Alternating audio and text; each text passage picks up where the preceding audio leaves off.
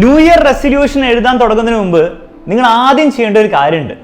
നിങ്ങളുടെ Christmas exam അത് നിങ്ങൾക്ക് A+ ഉറപ്പിച്ചിരിക്കുന്നവരാണെങ്കിലും നിങ്ങൾ 40% 50% മാർക്ക് നിങ്ങൾ പ്രതീക്ഷിക്കുന്നുള്ളൂ എങ്കിലും നിങ്ങൾ ആദ്യം ചെയ്യേണ്ടത് നിങ്ങൾ സ്വയം എന്ത് ചെയ്യുക, ഒന്ന് ഫോർഗിവ് ചെയ്യുക. പല ആൾക്കാർക്കും ചെയ്യാൻ പറ്റാത്ത ലൈഫിൽ ബാക്കിയുള്ളവരൊക്കെ ക്ഷമിക്കാൻ പറ്റും. സ്വയം ചെയ്യുന്ന കാര്യങ്ങൾ അല്ലെങ്കിൽ ചെയ്യുന്ന മിസ്റ്റേക്സ് അത് ക്ഷമിക്കാൻ കുറച്ച് മടിയാണ്. എന്തിനാണ് നമ്മൾ അങ്ങനെ ആക്കേണ്ട ആവശ്യം? 2025 കാര്യമായിരുന്നു ക്രിസ്മസ് എക്സാം. ഇന്ന് മുതൽ 2026 പല കാര്യങ്ങളും നമുക്ക് ചേഞ്ച് ചെയ്യാനുള്ളതാണ്. അതിൽ ഒരു ഏറ്റവും ഇമ്പോർട്ടൻ്റ് ആയിട്ടുള്ള കാര്യം നമ്മൾ ഇനി അങ്ങോട്ട് എങ്ങനെ പഠിക്കുന്നു എന്നാണ്. അതിൽ പ്രത്യേകിച്ച് 2026 വരാൻ പോകുന്ന പബ്ലിക് എക്സാമിന് നമ്മൾ എങ്ങനെ പ്രിപ്പയർ ചെയ്യുന്നു എന്നുള്ള കാര്യമാണ് ഇനി അങ്ങോട്ട് നിങ്ങളുടെ അക്കാഡമിക് ലൈഫിനെ ഡിഫൈൻ ചെയ്യാൻ പോകുന്നത്. അതെങ്ങനെ കൃത്യമായിട്ട് ചെയ്യണമെന്ന് ഈ വീഡിയോയിൽ വളരെ ഷോർട്ടായിട്ട് ഞാൻ പറഞ്ഞു തരുന്നതായിരിക്കും. വളരെ എഫക്റ്റീവ് ആയിട്ടുള്ള കാര്യങ്ങളാണ് ഞാൻ പറഞ്ഞു തരുന്നത്. നിങ്ങൾക്കും അങ്ങനെ തന്നെ തോന്നുന്നുണ്ടെങ്കിൽ നിങ്ങളുടെ ഫ്രണ്ട്സിന് ഷെയർ ചെയ്യുക, വീഡിയോ ലൈക്ക് ചെയ്യുക, കമന്റ് ബോക്സിൽ കമന്റും ചെയ്യുക. എല്ലാവർക്കും happy new year. Let's start the video. ആദ്യം നമുക്ക് നോക്കേണ്ടത് നമ്മുടെ ക്രിസ്മസ് എക്സാമിൻ്റെ ഒരു ലെവലായിരുന്നു. അപ്പോൾ നമുക്ക് എല്ലാവർക്കും അറിയാം, നമ്മൾ വിചാരിച്ചതിനേക്കാളും ഒരു പടി മുകളിലായിരുന്നു നമ്മുടെ ക്രിസ്മസ് എക്സാമിൻ്റെ ലെവൽ. കുറച്ച് നമ്മൾ സാധാരണ കാണാത്ത രീതിയിലുള്ള ചോദ്യങ്ങൾ, നിങ്ങളെ കുഴപ്പിക്കുന്ന രീതിയിലുള്ള ചോദ്യങ്ങൾ പലതും ഉണ്ടായിരുന്നു. പക്ഷേ എൻ്റെ അഭിപ്രായത്തിൽ അത് നല്ല കാര്യമായിരുന്നു. സാർ അതിങ്ങനെ നല്ല കാര്യമാവുക, ടഫാവുന്നെങ്കിൽ പരീക്ഷയിൽ ടഫാവണം, നമുക്ക് മാർക്ക് കുറവല്ലേ വരിക, നമുക്ക് ഡീമോട്ടിവേഷനല്ലേ വരിക. അല്ലടോ, നിങ്ങൾ ആലോചിച്ച് നോക്കി ക്രിസ്മസ് എക്സാം ആക്ച്വലി ഭയങ്കര ഈസി ആയിട്ട് വന്നു. നിങ്ങൾ എന്താ ചെയ്യുക? നാച്ചുറലി നിങ്ങൾ ഭയങ്കര സാറ്റിസ്ഫൈഡ് ആവും. നിങ്ങൾക്ക് മനസ്സിലായി ആ കുറച്ചൊക്കെ പഠിച്ചാലും നമുക്ക് എന്ത് ചെയ്യാം, പരീക്ഷ എഴുതി മാർക്ക് വാങ്ങാൻ തലേന്നുള്ള പ്രിപ്പറേഷനൊക്കെ മതി, അതിൻ്റെ ഒന്നും വലിയ കഷ്ടപ്പാടായിട്ടുള്ള പഠനത്തിൻ്റെ ഒന്നും ആവശ്യമില്ല എന്നുള്ള കാര്യം നിങ്ങൾക്ക് മനസ്സിലാവും. എന്നിട്ട് പബ്ലിക് എക്സാമിലായിരുന്നു നമ്മൾ എന്തായാലും പരീക്ഷകൾ പബ്ലിക് എക്സാമുകൾ ടഫായിക്കൊണ്ട് വരികയാണ്. അതിലെന്തായാലും ഗവൺമെൻറ് താഴേക്ക് കൊണ്ടുവരാൻ ഒരു പ്ലാനും പറയുന്നില്ല. പബ്ലിക് എക്സാമിലായിരുന്നു പെട്ടെന്ന് ഈ ക്രിസ്മസ് എക്സാം പോലെ അല്ല, ഒരു പക്ഷെ അതിനേക്കാളും ഒരു പടി മുകളിലുള്ളൊരു പരീക്ഷ നിങ്ങൾ പെട്ടെന്ന് നേരിടുന്നെങ്കിൽ എന്തായിരിക്കും അവസ്ഥ? അപ്പോൾ അത് വെച്ച് നോക്കുമ്പോൾ തീർച്ചയായിട്ടും ക്രിസ്മസ് എക്സാം ടഫാക്കി നന്നായി. ഒരു വാക്സിൻ കിട്ടുന്ന പോലെയാണ്. വാക്സിൻ കുത്തുന്ന സമയത്ത് നമുക്ക് എന്താണ്, കുറച്ച് ബുദ്ധിമുട്ടായിരിക്കും, ചിലപ്പോൾ പനിയൊക്കെ വരും. പക്ഷേ അത് നിങ്ങളെ കൂടുതൽ സ്ട്രോങ്ങറെ ആക്കുള്ളൂ. അപ്പോൾ we should be thankful Christmas exam ഒരു പബ്ലിക് എക്സാം ലെവലിൽ തന്നെ വന്നു എന്നുള്ള കാര്യം. കാരണം നമുക്ക് മനസ്സിലായി നമ്മുടെ വീക്കായുള്ള ചാപ്റ്റേഴ്സ് ഏതാണ്, നമുക്ക് ഏതൊക്കെ കോൺസെപ്റ്റ് കൃത്യമായിട്ട് അറിയില്ല, എന്തൊക്കെ ഇനി പ്രോപ്പറായിട്ട് പഠിക്കണം എന്നുള്ള കാര്യം നമുക്ക് ഇപ്പോഴേ മനസ്സിലായി. ഇനി അങ്ങോട്ട് 2 മാസം നന്നായിട്ട് പഠിച്ചു കഴിഞ്ഞാൽ പബ്ലിക്കിൽ നമുക്ക് എന്ത് ചെയ്യാൻ പറ്റും, നന്നായിട്ട് പൊളിക്കാൻ പറ്റും. അപ്പോൾ ആ ഒരു കൃത്യമായുള്ള റിയാലിറ്റി ചെക്ക് ഈ ക്രിസ്മസ് എക്സാം ടഫ് ആയതുകൊണ്ട് തന്നെയാണ് നമുക്ക് കിട്ടിയത്. അപ്പോൾ ആ ഒരു കാര്യത്തിന് ഒരു സെൻസിൽ നമ്മൾ താങ്ക്ഫുൾ ആയിരിക്കണം എന്നുള്ള കാര്യം നിങ്ങൾ മനസ്സിലാക്കുക. രണ്ടാമത് മനസ്സിലാക്കേണ്ട കാര്യം, നിങ്ങളുടെ കിട്ടാൻ പോകുന്ന ക്രിസ്മസ് എക്സാമിൻ്റെ മാർക്ക് ആ മാർക്കായിരിക്കില്ല നിങ്ങൾ പബ്ലിക് എക്സാമിൽ കിട്ടാൻ പോകുന്നത്. സാർ അതിപ്പോൾ കോമൺ സെൻസ് അല്ലേ, നമ്മൾ ക്രിസ്മസ് എക്സാമിന് മാർക്ക് പറഞ്ഞാൽ നമ്മൾ കൂടുതൽ പഠിക്കുന്നത് പബ്ലിക് എക്സാമിനും ഒബ്വിയസ്ലി മാർക്ക് കൂടുതൽ കിട്ടും. അതുകൊണ്ടല്ല, നിങ്ങൾ കൂടുതൽ പഠിച്ചില്ലെങ്കിൽ പോലും നിങ്ങൾക്ക് ആക്ച്വലി പബ്ലിക് എക്സാമിൽ പൊതുവേ കൂടുതൽ മാർക്ക് കിട്ടും. ഇതിൻ്റെ ഒരു കാരണം എന്ന് വെച്ചാൽ നിങ്ങൾ ക്രിസ്മസ് എക്സാം നിങ്ങൾ ടീച്ചേഴ്സ് കറക്റ്റ് ചെയ്യുമ്പോൾ കുറച്ചുകൂടി സ്ട്രിക്റ്റ് ആയിരിക്കും, അത്ര ലീനിയൻ്റ് ആയിരിക്കില്ല. കാരണം ടീച്ചേഴ്സിന് ഒരു പേടി ഉണ്ടാവും.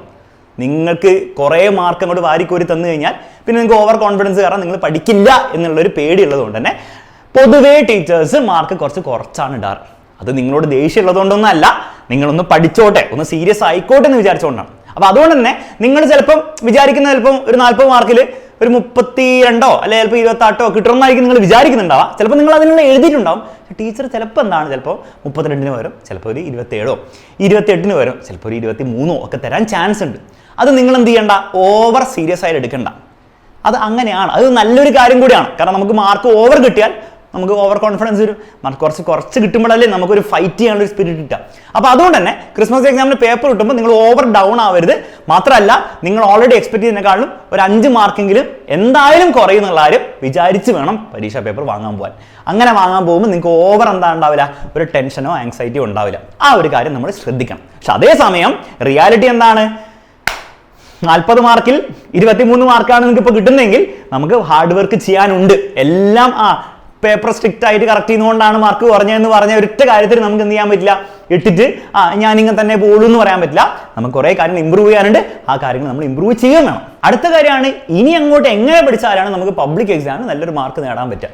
അപ്പോൾ ഇവിടെ നിങ്ങൾ പല കുട്ടികളും ഉണ്ടാക്കുന്ന മിസ്റ്റേക്ക് എന്താണെന്ന് വെച്ച് കഴിഞ്ഞാൽ, വീണ്ടും പബ്ലിക് എക്സാം കുറേ സമയമല്ലേ, മെല്ലെ പഠിക്കാം, കോൺസെപ്റ്റ് ഒക്കെ മനസ്സിലാക്കി മെല്ലെ പഠിക്കാം എന്നുള്ള ആ ഒരു പഠിച്ചെടുക്കാം എന്നുള്ളൊരു മൂഡിലാവും.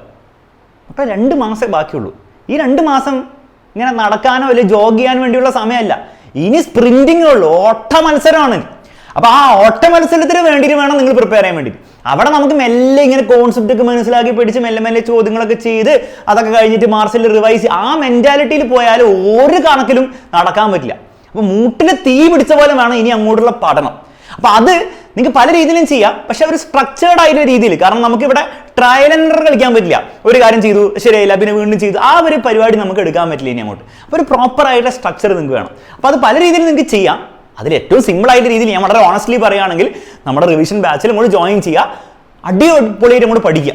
ഓൾറെഡി നമ്മുടെ ബാച്ചിലെ ക്ലാസ് സ്റ്റാർട്ട് ചെയ്തിട്ടുണ്ട്. 1000 കണക്കിന് കുട്ടികൾ അതിൽ പഠിച്ചുകൊണ്ടിരിക്കുന്നുണ്ട്. വളരെ സ്ട്രക്ചേർഡ് ആയിട്ട് ടൈം ടേബിൾ വെച്ച് റിവിഷൻ ക്ലാസ് വെച്ച് എക്സ്ട്രാ ക്വസ്റ്റിന് വേണ്ടി എല്ലാ മെറ്റീരിയലും വെച്ചിട്ടാണ് പ്രോപ്പറായിട്ട് പഠിക്കുന്നത്. അപ്പോൾ നിങ്ങൾ അതിന്റെ ഭാഗമാവുകയാണെങ്കിൽ അതിന്റെ ഗുണം എന്ന് വെച്ച് കഴിഞ്ഞാൽ നിങ്ങൾ കുറെ ചിന്തിക്കേണ്ട. എന്ത് പഠിക്കുന്ന കാര്യം നിങ്ങൾ ചെയ്യണം, പക്ഷെ നിങ്ങൾ എങ്ങനെ പഠിക്കണം, എന്ത് പഠിക്കണം, എവിടെ പഠിക്കണം, എന്ത് ഉപയോഗിക്കണം, ഏത് ക്വസ്റ്റ്യൻ ചെയ്യണം, നിങ്ങൾ ചിന്തിക്കേണ്ട ആവശ്യമില്ല. യു ക്യാൻ ജസ്റ്റ് ആ ട്രെയിനിൽ കയറിയാൽ മതി. ആ ട്രെയിൻ നിങ്ങളെ കൊണ്ടുപോയിക്കോളൂ നിങ്ങളുടെ പബ്ലിക് എക്സാം വരെ സൂപ്പറായിട്ട്. അതിൽ അനാവശ്യമായിട്ടുള്ള സ്റ്റോപ്പുകൾ നിർത്തൂല്ല, അനാവശ്യമായുള്ള ആൾക്കാർ നിങ്ങൾ സംസാരിക്കുന്നില്ല. നിങ്ങൾ പഠിച്ചാൽ മാത്രം മതി. അങ്ങനൊരു കാര്യം, ട്രെയിൻ ഓൾറെഡി സ്റ്റാർട്ട് ചെയ്തു, പക്ഷെ ഡോർ എപ്പോഴും തുറന്ന് കിടപ്പുണ്ട്. ചാടി വേണം കയറിക്കൂടാം. ഓക്കെ, റെക്കോർഡ് ക്ലാസ് എന്തെങ്കിലും ബാക്കിയുണ്ടെങ്കിൽ പെൻഡിങ് ആയിട്ടുള്ള അതൊക്കെ കണ്ട് പഠിക്കുക, സൂപ്പറായിട്ട് പോവാം. ഇനി നിങ്ങൾ ബാച്ചിൽ ജോയിൻ ചെയ്യുന്നില്ല ഇതൊക്കെ നിങ്ങൾക്ക് ചെയ്യാവുന്നതാണ്. പക്ഷേ ഭയങ്കര ട്രയൽ ആൻഡ് എറർ രീതിയിൽ നിങ്ങൾ പോകേണ്ടി വരും. അങ്ങനെ പോകുമ്പോഴത്തേക്കും ചിലപ്പോൾ ഒരു പക്ഷേ സമയം കുറേ അങ്ങോട്ട് പോകാൻ ചാൻസ് ഉണ്ട്. അപ്പോൾ അതുകൊണ്ട് തന്നെ ഏത് വേണം നിങ്ങൾ ചൂസ് ചെയ്തോളൂ, ബാച്ചോ നോ ബാച്ചോ, ഇറ്റ്സ് യുവർ ചോയ്സ്. പക്ഷേ ഇനി അങ്ങോട്ട് ഒരു 1-ാം തീയതിയോ അങ്ങോട്ടൊരു തിങ്കളാഴ്ചയോ അതിനൊന്നും വേണ്ടി വെയിറ്റ് ചെയ്തിരിക്കാൻ നമുക്ക് സമയമില്ല.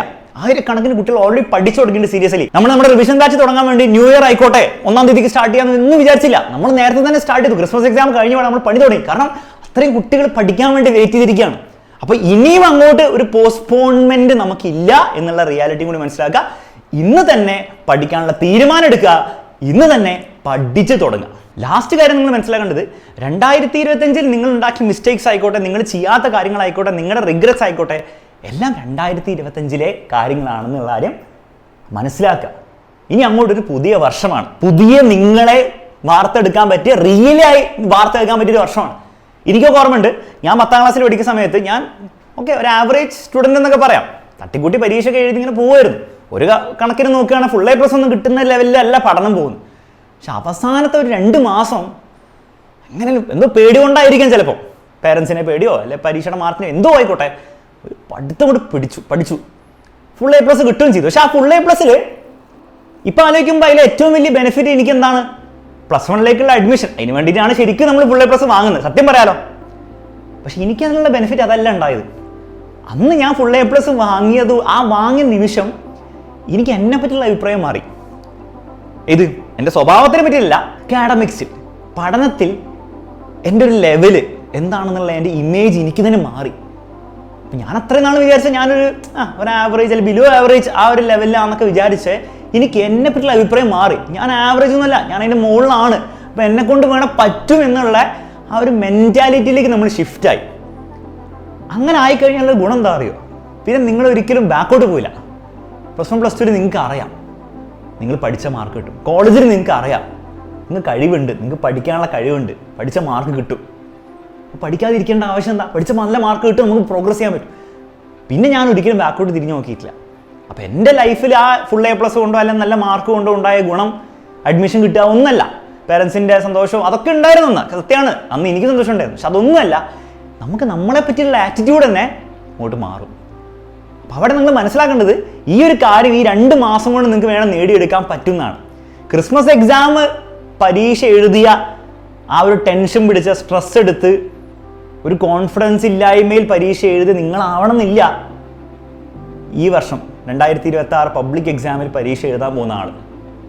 ആ ആളെ നിങ്ങൾക്ക് വേണം മാറ്റിയെടുക്കാൻ പറ്റും. പക്ഷെ അതിന് നിങ്ങൾ തന്നെ തീരുമാനിക്കണം. അതിന് 2 മാസം സമയമുണ്ട്.